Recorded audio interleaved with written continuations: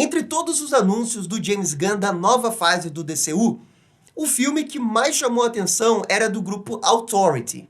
Isso porque, originalmente, o grupo Authority não pertencia ao universo DC, e sim ao universo da Wildstorm, e essa HQ revolucionou histórias de super-heróis, ao abordar temas que as histórias tradicionalmente super-heróis não abordavam. Então, assim, no vídeo de hoje nós vamos explicar o grupo Authority, vamos passar limpo todo o primeiro volume do Authority, que é o que vai ser baseado para fazer o filme do James Gunn, e vamos tentar entender como que essa história vai se conectar no universo DC. Mas só antes da gente começar, o Marcelo do Futuro tem um recado pra gente. Fala aí, Marcelo! E olha só quem voltou aqui para fazer parceria com a Batcaverna, a Manual. Pois é, tá na hora de você cuidar da sua autoestima e do seu cabelo com os tratamentos então da Manual. A Manual existe para melhorar a qualidade do seu cabelo. E é bom lembrar que os tratamentos são tanto para casos iniciais quanto os mais avançados de calvície. E gente, todos os tratamentos aí da Manual são personalizados e prescritos individualmente. Assim, no atendimento da Manual, um médico vai avaliar com cuidado o seu caso e lhe passar o tratamento mais indicado.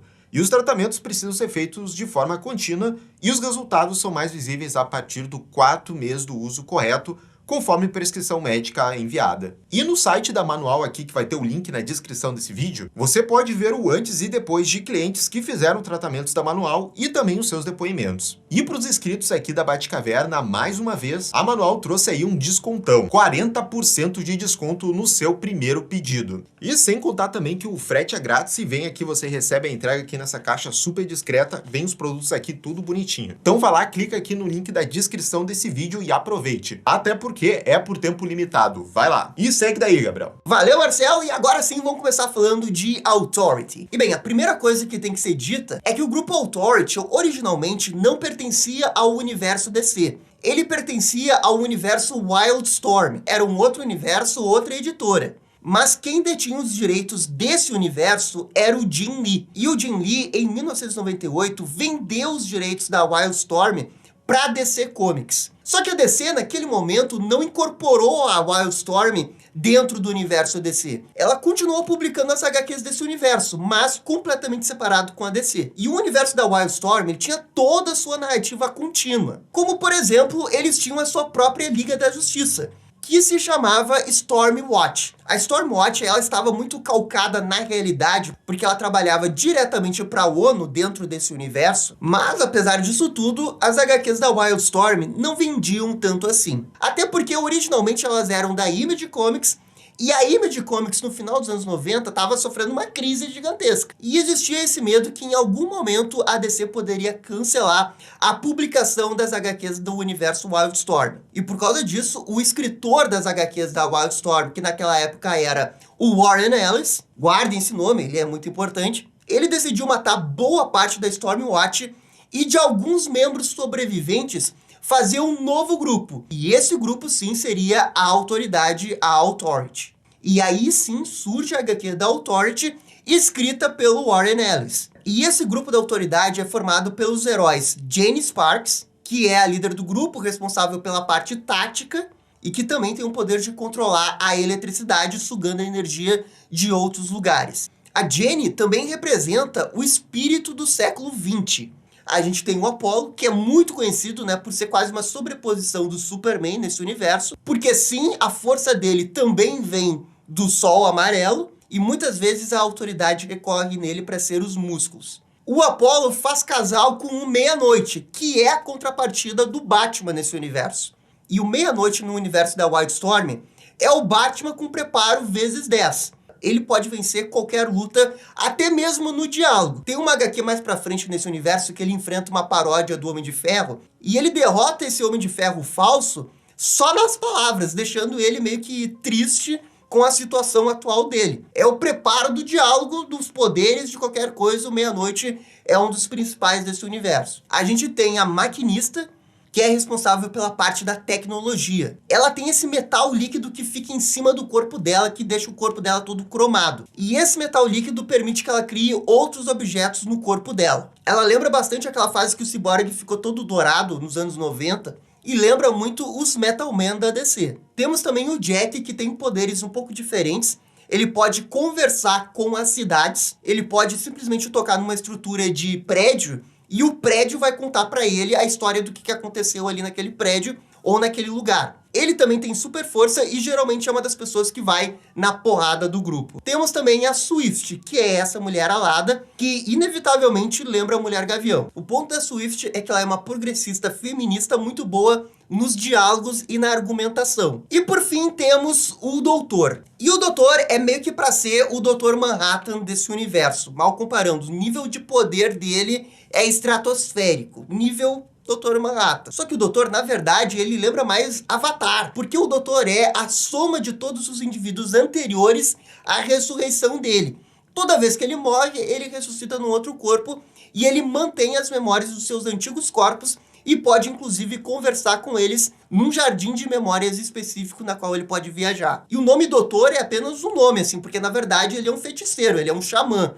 Ele usa poderes de dobras capazes de mudar o tecido da realidade. E entre todos os membros da Authority, ele é o mais poderoso. E beleza, esses são os 7 membros que com certeza a gente vai ver no filme. É simplesmente impossível eles adaptarem esse filme live action e não ter os 7 membros originais. São esses 7, não tem quem tirar e quem pôr. São eles. E agora assim, deixa eu explicar por que esse quadrinho ele é tão importante, tão revolucionário e que todo mundo que gosta de HQ de super-herói fica citando. Algumas pessoas chegam até a dizer que é o Watchmen dos anos 90. O primeiro volume, que é o que eles estão se baseando para fazer o filme da DC, ele tem 29 edições e ele é dividido em 2 momentos. A fase escrita pelo Warren Ellis, que durou 12 edições, e a fase escrita pelo Mark Millar, que foi da edição 13 até a 29. Com ele saindo ali durante 2, 3 edições por um problema editorial que ele teve na época. A fase revolucionária aconteceu na fase do Warren Ellis, que foi quando o grupo foi introduzido.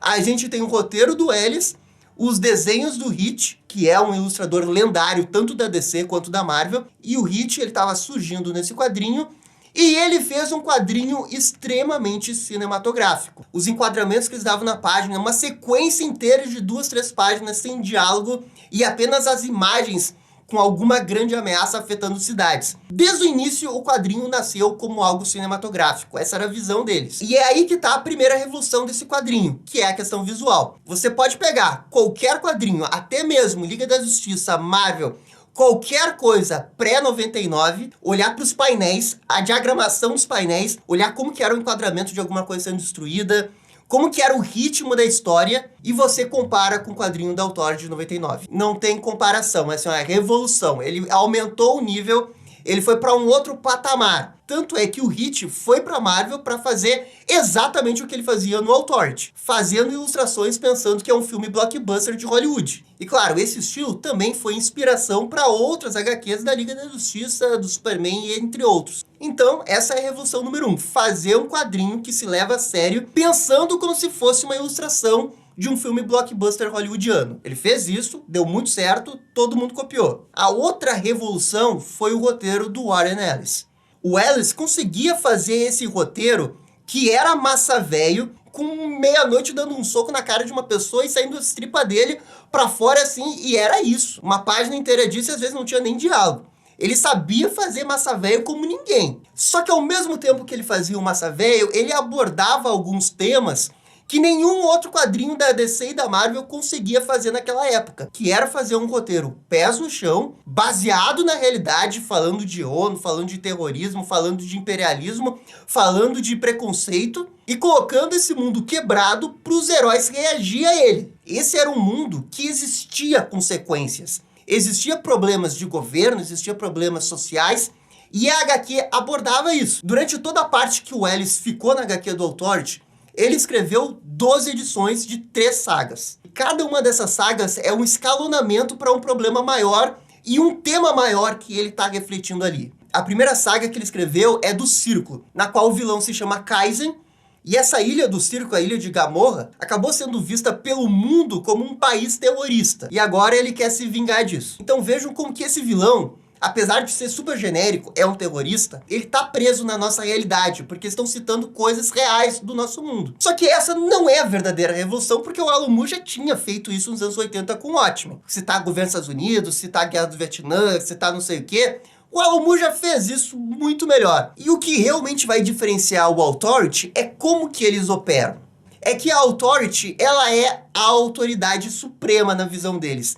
Eles não respondem a ninguém, eles fazem o que eles acharem que tem que fazer, na visão deles. Se eles tiverem que matar pessoas no meio do caminho, eles vão matar. Se eles tiverem que matar um ditador porque eles acham que tem que matar, eles vão matar. Eles não estão sobre a tutela da ONU ou do governo dos Estados Unidos. Eles agem sozinhos. E aí que entra a crítica política social que o Warren Ellis consegue fazer de uma maneira muito sutil em cada um dos 3 arcos que ele faz. Que esse primeiro é o terrorista. O segundo envolve uma raça alienígena chamada Azul, e que é uma clara alusão a fascismo. E na terceira saga, o vilão é nada mais, nada menos que Deus, que é uma raça alienígena que antigamente controlava a Terra. E que depois que eles saíram da Terra, os seres humanos tomaram conta da Terra. Ou seja, esse Deus, que é esse vilão aí, era o antigo dono da Terra. E agora ele está reivindicando o que ele conquistou. Todas essas camadas aí estão num segundo plano, porque o primeiro plano é a HQ ser massa velho. Porque assim, ó, os heróis, eles não perdem muito tempo discutindo o que eles têm que fazer. Eles recebem uma informação, eles vão deter a invasão. A HQ na edição seguinte tá num outro set piece grande de batalha. E na edição seguinte o arco terminou com alguma coisa muito grande. E geralmente terminava com alguma coisa controversa. Por exemplo, para derrotar esse terrorista, o Kaizen, que aparece na primeira saga, o Meia-Noite simplesmente joga a balsa, que é a torre de vigilância deles, desse universo, diretamente na ilha de Gamorra. Ele mata o vilão, mas ele também mata milhões de pessoas inocentes que estavam naquela ilha. E ele não estava nem aí. Ele matou, mas resolveu o problema. E agora, como eles resolveram o problema do terrorista, a autoridade deixa que a ONU explore os recursos que eles estavam utilizando ali naquela ilha. Então a Rand Warren Ellis, embora não seja muito sutil, os personagens eles não estão dizendo assim ó, na cara qual que é o espectro político deles, mas as atitudes deles estão dizendo. E foi isso que revolucionou os quadrinhos, porque eles estavam debatendo coisas mais realistas, mais interessantes, que os outros quadrinhos dos anos 90 não conseguiam fazer. E isso, bem, revolucionou. O quadrinho foi um sucesso, as vendas da Wildstorm, que não eram tão grandes, mudaram com o Authority. E é na segunda fase dessa HQ, que é a fase do vilão alienígena azul, de uma outra dimensão, que é onde que eu acho que vai sair o vilão do filme Authority. Isso porque o primeiro vilão, o Kaizen, ele é um terrorista que até tem as suas motivações ali, mas ele não tem nada demais, ele agrega muito pouco, sem falar que ele é muito estereotipado. O segundo vilão, o Regis, o alienígena azul, esse sim vejo como vilão forte pro filme. Porque assim, o que acontece? Dentro da história existe esse negócio chamado a balsa, ou The Carrier. Essa balsa é tipo a torre de vigilância da Liga da Justiça,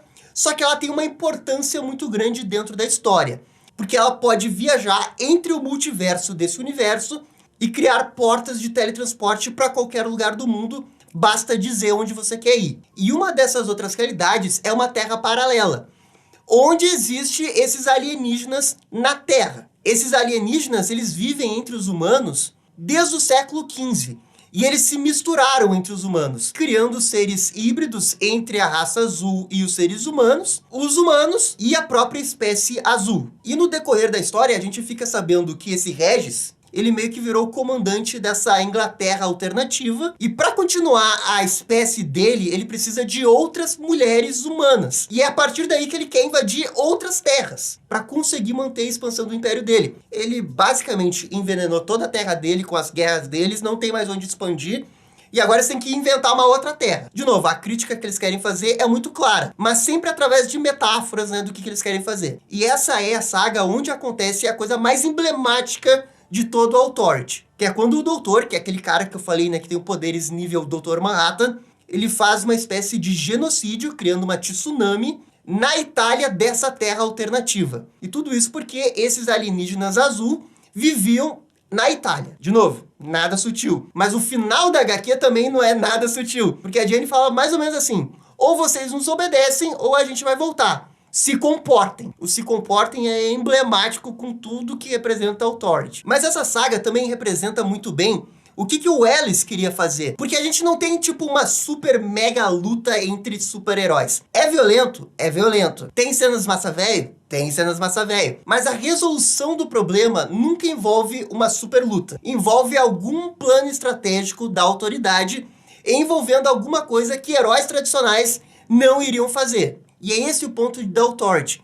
Ele é diferente, ele sabe apelar, mas ele sabe ser inteligente na hora de resolver seus problemas. Ele é muito criativo nesse ponto. E é por isso que essa saga que envolve o Overlord Regis é provavelmente onde que eles vão querer adaptar, né, o filme do Authority. A terceira saga, que envolve o que eles chamam de vilão-deus, mas na verdade são alienígenas que viviam antigamente na Terra, ela também tem a sua pitada de crítica, principalmente do jeito que a humanidade trata o planeta Terra, e que algum dia isso pode reverberar contra a gente, e é a escala máxima que o Ellis trouxe nas HQs dele. Enfrentou Deus. Acabou, não tem mais o que fazer. Tanto é que ele sai depois disso. E é quando entra o Mark Millar. Com a chegada do Mark Millar, muda completamente os rumos da história. Ainda é essencialmente a mesma equipe. Eles fazem a autoridade do jeito que eles convém, eles não obedecem nenhum governo, tudo isso segue. Só que o Mark Millar, ele é ainda menos sutil do que o Warren Ellis. E aí, quando ele cria os diálogos dos seus personagens, ele deixa muito claro o que a HQ é. E essa meio que é a fase que as pessoas mais olham quando falam de Authority. Porque é nesse momento que a Authority invade um país asiático para matar um ditador. Nós temos o G7 dos países mais poderosos do mundo querendo matar a Authority por fazer eles perderem dinheiro e se importarem mais com a população do que com os interesses políticos desses países. Todo esse aspecto fica muito mais evidente, os diálogos são muito mais evidentes. É tipo assim, ó, se você não entendeu a primeira fase, você vai entender a segunda. Só que o Mark Millar tem um defeito quando comparado com o Warren Ellis. Ele não sabe dosar a violência. O Warren Ellis fazia massa velho, mas ele dosava o massa velho dele. O Millar não conseguia. Logo na primeira edição ele colocou Vingadores cópias, e na edição seguinte é uma porradaria sem fim, envolvendo os Vingadores falsos e a autoridade. Depois eles enfrentam clones dos X-Men e é porrada de novo. Então, embora a HQ continuasse com seu teor de crítica política social, ela virou um massa velho que quase glorificava a violência. Algo que a autoridade original do Warren Ellis tentava esconder um pouco. Os vilões do Mark Millar também eram diferentes. Porque o primeiro vilão é o Dr. Kingstein, que no primeiro momento parece que ele tá trabalhando para os Estados Unidos, mas na verdade ele é tipo contra os Estados Unidos, ele é contra a Rússia, ele tem umas motivações políticas por trás, mas ele cria clones de super-heróis de outras realidades. É aí que vem, né, os Vingadores falsos, o Quarteto Fantástico falso e os X-Men falsos. O segundo arco do Mark Millar, que também é o melhor arco dele, envolve o planeta Terra se rebelar contra a humanidade e começar a fazer desastres naturais ao redor do mundo. É aqui que acontece a famosa tsunami que atinge Nova York e milhares de pessoas morrem na cidade. O vilão dessa saga acaba sendo o Doutor Renegado, que tem uma ligação direta com o doutor da equipe da autoridade, porque no passado esse doutor renegado ele foi expulso da linhagem dos doutores. Ele foi expulso do estado avatar dele, basicamente. E essa é a saga que termina com a porradaria mais porrada possível dentro da história do Authority, com a autoridade tentando enfrentar esse doutor renegado com os poderes supremos do doutor. Eles basicamente enfrentando o Dr. Manhattan ali sozinho. É muito, muito intenso. Mas percebam como que o quadrinho, ao longo de todas as edições que ele teve, da 1 até 29, ele foi mudando bastante. Não na sua essência do que cada um representa, mas sim na questão da porrada e de como eles resolvem os problemas. As últimas edições do Mark Millar, eles resolvem tudo na porrada, sendo que originalmente essa não era bem a proposta. Então a HQ com o Mark Millar, ela perde um pouco da sua criatividade, da forma que ela resolvia os problemas, mas ela ganha um pouco no aspecto da crítica política social, porque é nesse momento que a autoridade se envolve mais nas questões políticas da Terra, não é mais tanto sobre proteger a Terra de invasões alienígenas ou de terras paralelas, e sim de proteger a Terra da própria humanidade, e de governos ditatoriais, até mesmo dos Estados Unidos, abordando diversos aspectos que outros HQs de super-heróis jamais ousaram em pensar abordar. E é aqui que a gente chega na questão do exemplo do The Boys. Porque muitas pessoas compararam, The Boys da DC. Não é The Boys da DC, embora tenha algumas premissas semelhantes. Mas essa história é sempre focada na autoridade e a relação da autoridade com o mundo. Não existe ninguém tentando desbancar a autoridade nem nada disso.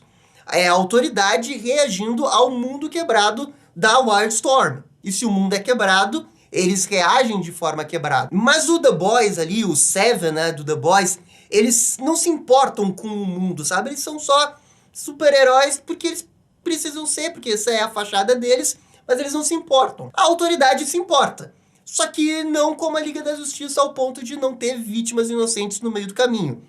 Tem vítimas inocentes no meio do caminho da Authority. Principalmente porque eles fazem o que eles querem fazer, do jeito que eles entendem. E a mera presença deles na história já é para incomodar os governos locais que existem ali. Seja Inglaterra, França, Estados Unidos, seja lá qual for. Eles são contra esses governos e a favor da população. Totalmente o oposto do The Boys, né? Que o The Boys, o Seven, né? Eles abraçam, né, o capitalismo, enquanto que a autoridade meio que é o contrário. O mais perto que a Authority chega de The Boys é no penúltimo arco da saga de 29 edições, quando o grupo original ele é substituído por um grupo de novos heróis semelhantes que é comandado pelos 7 países mais poderosos da HQ. E aí sim, esse grupo, que é um grupo de fachada, eles agem como os personagens do The Boys. Inclusive, eu duvido que esse arco não tenha inspirado o próprio The Boys, o Garth Ennis lá. Mas bem, estabelecemos os personagens, estabelecemos a importância da HQ na indústria dos quadrinhos,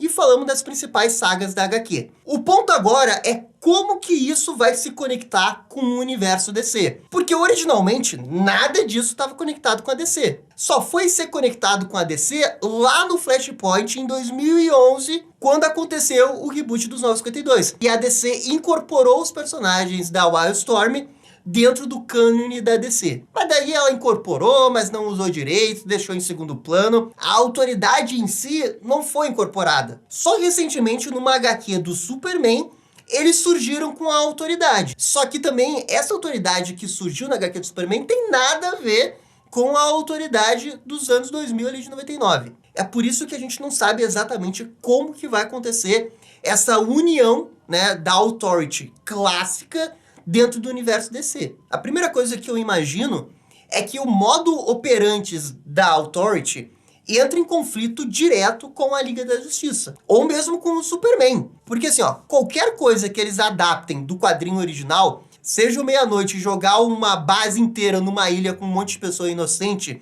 seja o Doutor criando uma tsunami numa Itália de uma terra paralela, ou seja a autoridade tomando atitudes políticas dentro do entender dela, mesmo que as intenções sejam boas, elas entram em conflito com a Liga da Justiça. A Liga da Justiça jamais iria perdoar um herói que joga um avião diretamente numa base secreta de um vilão, destruindo toda uma ilha com pessoas inocentes. Jamais, sob hipótese alguma. Então, se a autoridade estiver na mesma terra que os heróis da DC, Batman, Superman, Mulher Maravilha e Lanterna, é impossível esses caras não entrarem em conflito. Impossível. E a premissa desse embate já aconteceu numa história do Superman, que é uma história do Superman da Action Comics, que depois foi adaptada numa animação que é o Superman contra Elite. E essa animação, na minha opinião, é a melhor animação da história do Superman. Inclusive, é o meu produto favorito da história do Superman, mais que Superman All Stars. Gosto mais de Superman contra Elite do que Superman All Stars. Porque o Superman nessa história,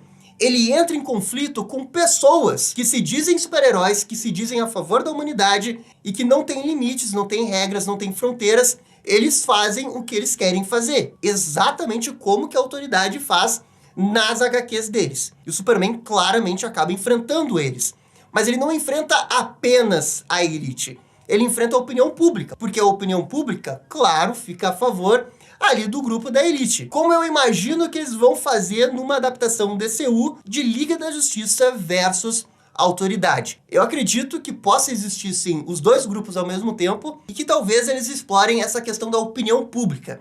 Do que eles preferem? O grupo que resolve matando e que talvez traga um resultado muito mais rápido e visível para a humanidade, ou um grupo como a Liga da Justiça, que tem regras bases, como não matar, de não interferir politicamente em outros estados, sem uma grande aprovação de alguma coisa, e como que isso acaba entrando em choque. Agora, essa não é a única opção de como que as coisas podem acontecer. Existe a possibilidade desse grupo Authority estar dentro do multiverso da DC, numa outra terra, e usando a balsa deles, né, a torre de vigilância, eles viajarem de uma terra para outra e acabarem caindo na terra da DC. Isso é uma outra possibilidade. Até porque viagem de uma terra paralela para outra é algo muito comum que eles fazem. Um dos momentos mais emblemáticos da HQ deles é quando toda a Terra vai ser destruída E eles começam a abrir portais paralelos para outras terras e eles fazem um êxodo mundial com toda a população da Terra para outras terras. Ora, eles poderiam tentar fazer isso numa história envolvendo a autoridade. Na terra deles, eles encontram algum problema e eles acabam vindo para a terra da DC, pedindo exílio para algumas pessoas, trazendo toda a população mundial da terra deles, enquanto que eles resolvem o problema da terra deles. Essa é uma solução um pouco mais fácil de como encaixar os dois universos, porque a médio e longo prazo, quando você fica pensando que a autoridade vai ter 2, 3 filmes, você fica pensando em como manter a autoridade com a Liga da Justiça do lado. Ou a Liga da Justiça fecha os olhos e ignora todas as atrocidades que a autoridade comete para resolver seus problemas, ou eles entram em conflito. Simplesmente não consigo ver uma alternativa a isso.